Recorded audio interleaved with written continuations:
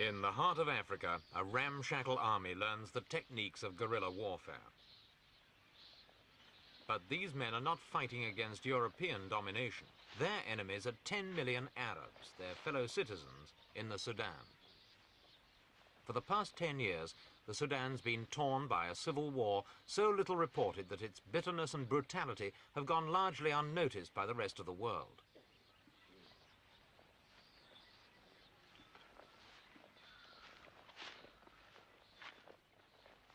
The conflict springs from the divisions of race, language and religion among Sudan's 16 million population. In the north, around the capital, Khartoum, live the Arabs who dominate every sphere of public life. In the south are over 5 million impoverished Negroes, mostly either pagan or Christian. For centuries, the Arab majority regarded the Negro minority as little more than slaves. Eventually, a handful of southern politicians, convinced the Negroes would have to fight for their rights, organized a guerrilla force from which today's rebel movement developed. 3 years ago, the guerrillas set up their own political organization independent of Khartoum. Assembled here in front of a hut which serves as a parliament are ministers of the present rebel government of the south. They call themselves the Nile Provisional Government, or NPG for short.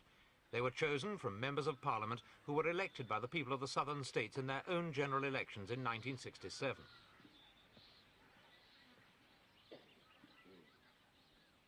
The NPG claims to represent all the main tribal groups in the south.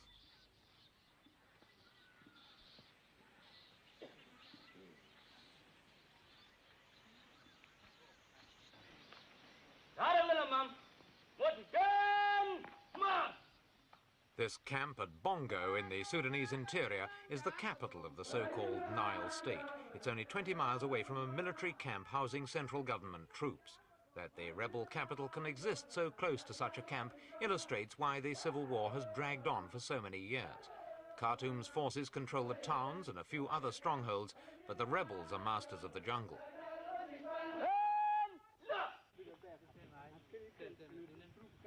The guerrillas have replaced the old emblem of South Sudan with their own flag. On this occasion, in front of NPG President Gordon Mayen, it's being raised for the first time. Mayen is a Dinka tribesman. He used to be a minister in Khartoum, but became disenchanted with the way successive governments treated the South. At first he wanted autonomy. Now he's demanding full independence.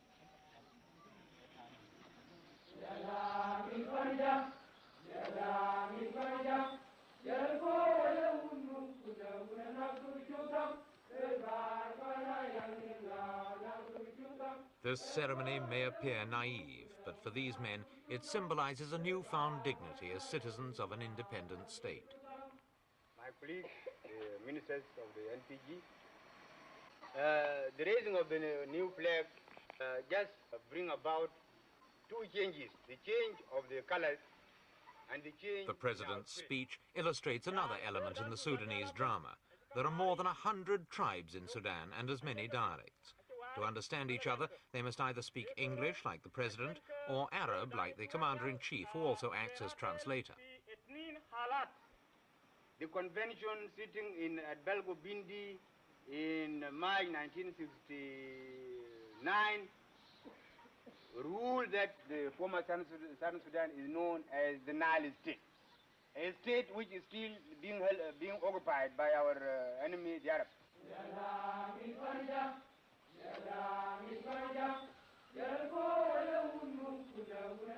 In evolving new institutions and new patterns of behavior in their own state, the southern tribesmen have modelled themselves on the British, once their colonial rulers. Britain administered the southern provinces as a separate colonial territory from the rest of Sudan, and British influence is still much in evidence. The ponderous ceremonial of the military review has an unmistakably British flavour and is carried out even to the extent of deliberately neglecting a guardsman who's fainted on parade.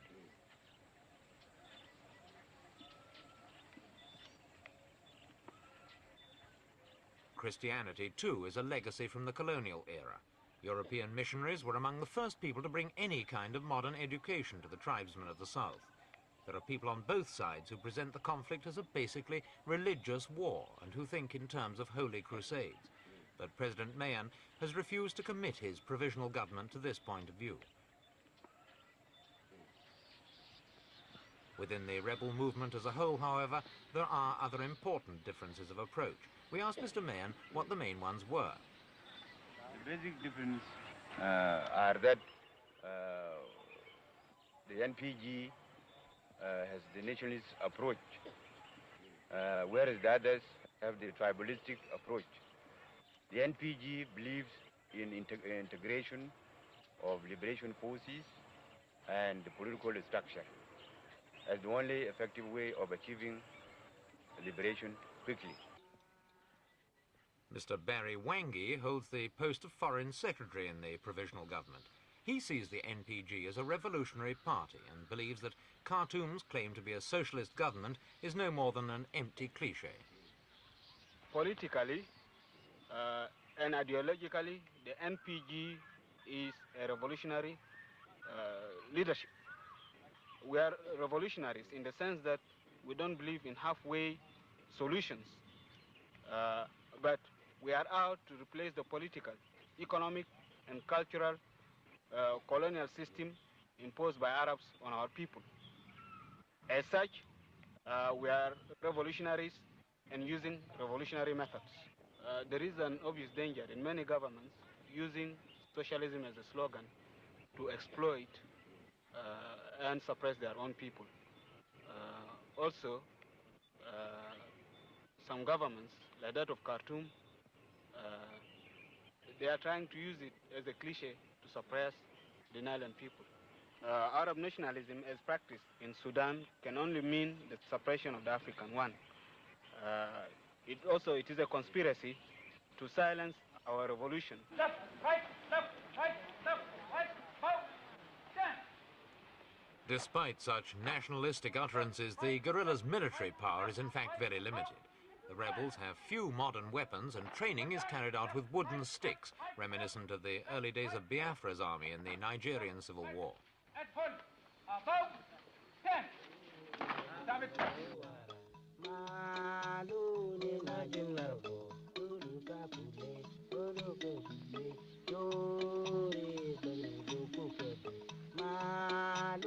What the NPG has got is a considerable supply of men. It claims to have the support of more than 1 million of Sudan's black population.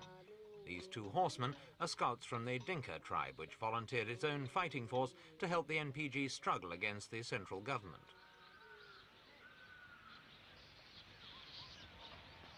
The remainder of the force, some 1,000 men, arrived at Bongo in small groups. In 4 weeks, they'd covered 1,000 miles on foot.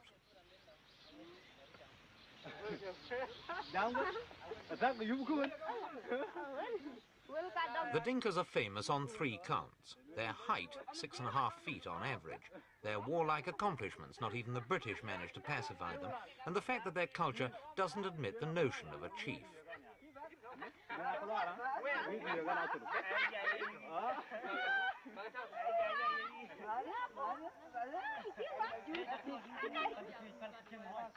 Relations and friends who'd not seen each other for months were reunited, but after the initial joy they swapped sadder stories of skirmishes with government troops in which villages had been destroyed and crops and livestock lost.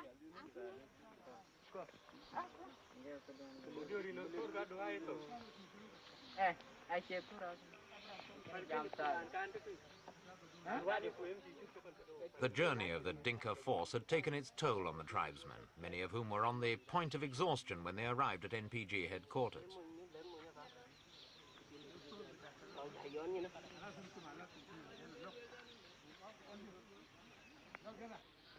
A quick count was made of all those still with strength enough to fight. But the Dinkas' biggest problem was food. Their normal diet is milk, meat and millet. But at this camp there was nothing but yucca, a root which they don't know and which provides little nourishment anywhere.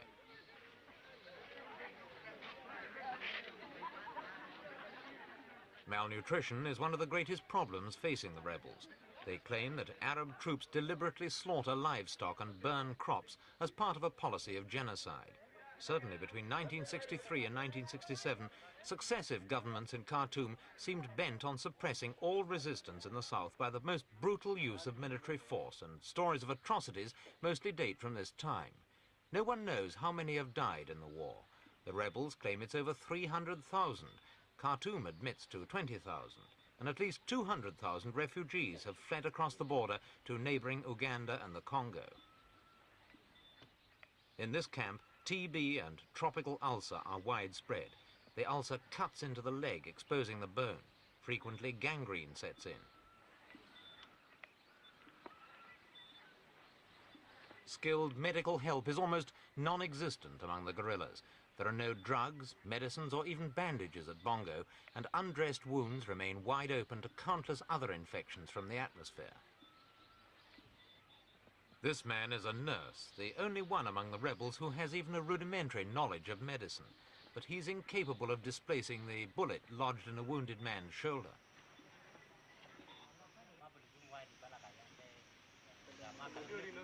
Although the Sudanese conflict has been generally free from outside influences, the NPG has recently hired the services of a French mercenary who plans to build an airstrip to fly in all kinds of supplies.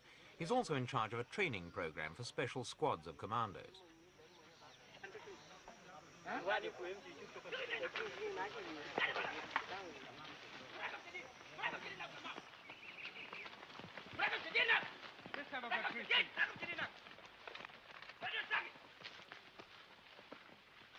The past 18 months has seen a slackening in the intensity of the war, and there have been fewer skirmishes between guerrillas and government troops. This is almost certainly due to a new attitude in Khartoum, where General Nemeri's government seems to have accepted that a political rather than a military solution will have to be found.